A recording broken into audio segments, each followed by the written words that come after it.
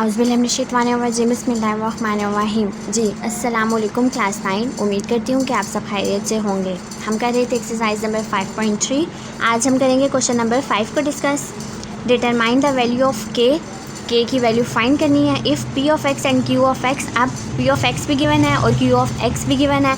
Leaves the same remainder, leave करेंगे दोनों का रिमाइंडर एक ही होगा। When divided by x minus 3, जब हम इसको एक्स माइनस 3 के साथ डिवाइड करवाएंगे, किसको, पी ऑफ एक्स और क्यू ऑफ एक्स दोनों को, और इनको डिवाइड भी हमने एक ही चीज़ से करवाया और जो रिमाइंडर है इनका वो भी सेम है। ठीक है, तो चलिए स्टार्ट करते हैं। सबसे पहले हम क्या करते हैं, पी ऑफ एक्स और क्यू ऑफ एक्स को ऐसे ही लिख लेते हैं। P of X is equal to हमारे पास है जी K X cube plus 4x square plus 3x और माइनस 4 है।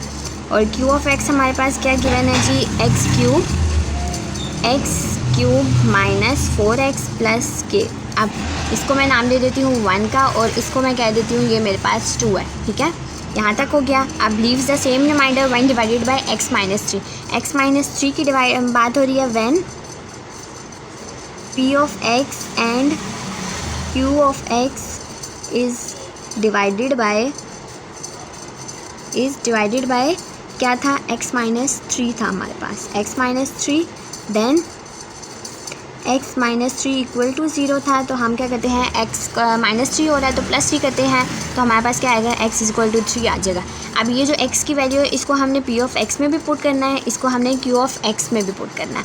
सबसे पहले हम कहते हैं जी by putting value of x in p of x करते हुए हम कहते हैं जी ये हमारे पास p ऑफ 3 आ जाएगा, कि 3 का क्यूब प्लस 4, 3 का स्क्वायर प्लस 3 माइनस 4। अभी हमने p ऑफ x में पुट किया। ठीक है, के आ जाएगा 3 3 9 9 3 27 प्लस 4 3 3 9 प्लस 3 3 9 माइनस 4।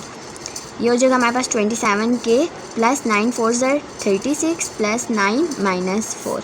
अब हम इसको सॉल्व कर लेते हैं जी। 36 प्लस 9 माइनस 4 हमारे पास क्या आता है, 41 आता है। 27 के प्लस 41, ये किसका आंसर है। अभी हमारे पास p ऑफ 3 है। अब हम कहते हैं by putting value of x in q of x करके, तो ये हमारे पास हो जाएगा q of 3 equal to x हमारे पास क्या है, 3 है, 3 का क्यूब माइनस 4 3 प्लस के, 3 3 9 9 3 27 माइनस 4 3 12 और प्लस के। 27 माइनस 12, 27 माइनस करेंगे 12, 7 में से 2 गए तो 5 और 2 में से 1 गए तो 1, 15।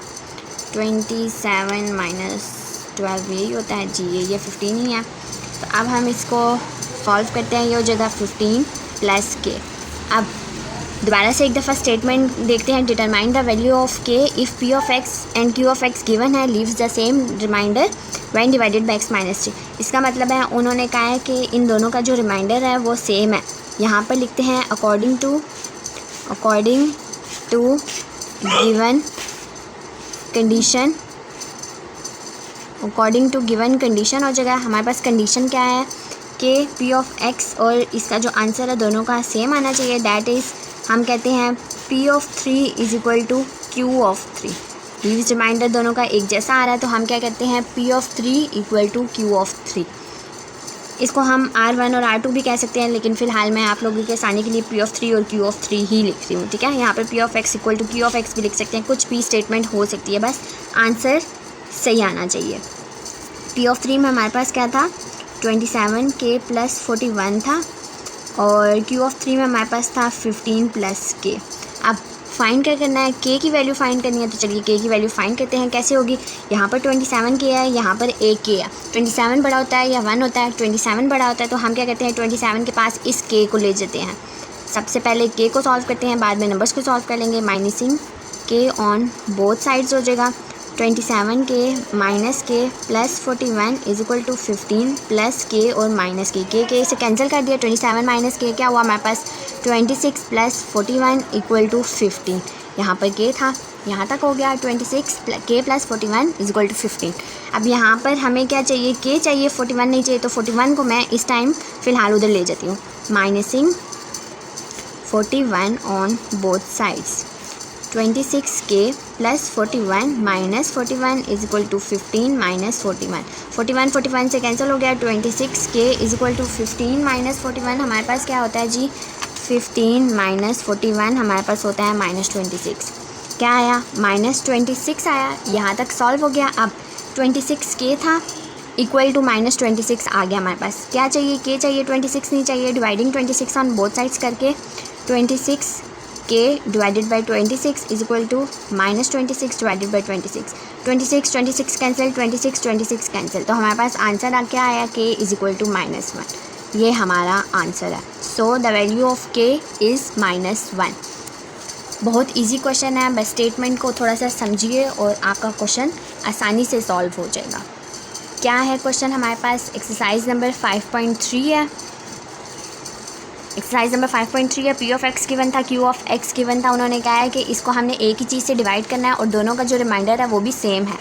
स्टेटमेंट कुछ ऐसी थी हमारे पास, ठीक है। When P of x and Q of x divided by x-3, हमेशा क्वेश्चन में क्या करते थे, x- इक्वल टू 0 होता है तो हम x इक्वल टू 3 करते हैं। पी ऑफ एक्स और क्यू ऑफ एक्स में हमने x की वैल्यू डाली है और बाद में हमने कंडीशन लगा दी है जो कि हमें गिवन थी condition. According to given condition किया, p of 3 is equal to q of 3 किया, ये सारा प्रोसीजर किया, तो हमारे पास क्या आंसर आया, k इज इक्वल टू -1।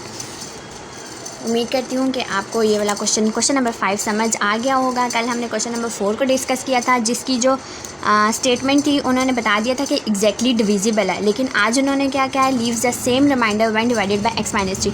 मतलब कि रिमाइंडर इनका सेम है दोनों का और इनको डिवाइड भी हमने एक ही चीज़ से किया है।